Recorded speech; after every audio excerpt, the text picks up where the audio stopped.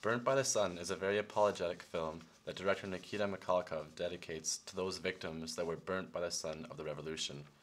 An essential message is that during the Stalinist era, we were all victims and actors. The film is centered around Stalin's great purges in the late 1930s and the secret police that carried them out.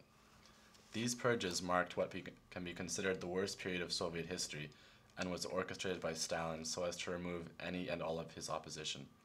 Stalin was to be the only dispenser of communist ideology, and so any individual in the society who may have had any minor disagreement in policy was subsequently executed or sent to forced labor camp to die of starvation, disease, exposure, or overwork.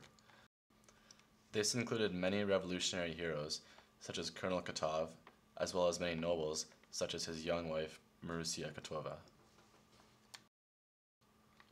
The purges were organized in a series of planned waves, wherein the number and population of victims of a given class, such as clergy or nobles, were decided upon beforehand and would be taken away by the NKVD in an attempt to protect state security from so-called enemies of the state. After being arrested, many of these victims would be sent to concentration camps, like this particularly notorious one at Vorkuta, north of the Arctic Circle in eastern Siberia. During the Stalinist era, 5 to 7 million prisoners would be kept in such camps at any given moment in time, with 10% dying each year. It wasn't until the death of Stalin in 1953 that these camps started to get disbanded, though several around Vorkuta remained in operation until the 1980s. Finally, in the late 1950s, under the new leadership of Nikita Khrushchev, many victims of these purges were legally rehabilitated, such as Colonel Kotov and Maria and Nadia Kotova, as we learn at the end of the film.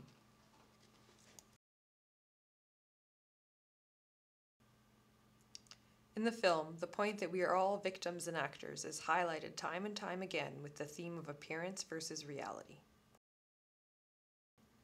We first see this when Mitya enters the dacha. He has hidden his true identity behind a mask, just as he hides his true motives.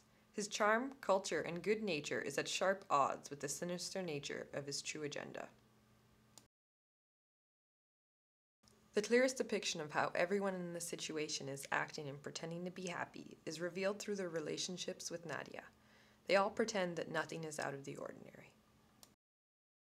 Kotov and Mitya even agree to continue the charade until the car rolls up to take them away.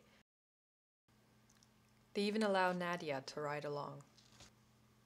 One of the most ironic parts of the film is when a group of pioneers give an oath to Kotov in his name, moments before he is to be taken away and killed.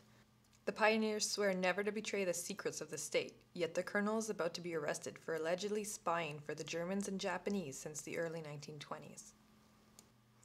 A recurring image in the film is that of the fireball, a symbol for the secret police and Mitya himself. The fireball seems to appear out of nowhere, threaten everyone, and strike at the most undeserving victims. Mitya is the fireball that destroys these people. He is responsible for the disappearances of Colonel Kotov and the peasant truck driver. As Kotov is being driven away in the car, a huge billowing image of Stalin lifted by a balloon appears overhead, reminding us that Stalin is responsible for these disappearances. The end of the movie is very fitting, as Mitya ends up becoming a victim himself. While this is clearly not without personal reasons, it is also arguably because he realizes that he is cornered and that Stalin will eventually come after him, just as he eliminated his old comrade-in-arms, Colonel Kotov. This is a very real possibility, as historically the NKVD was one of the most targeted groups by Stalin.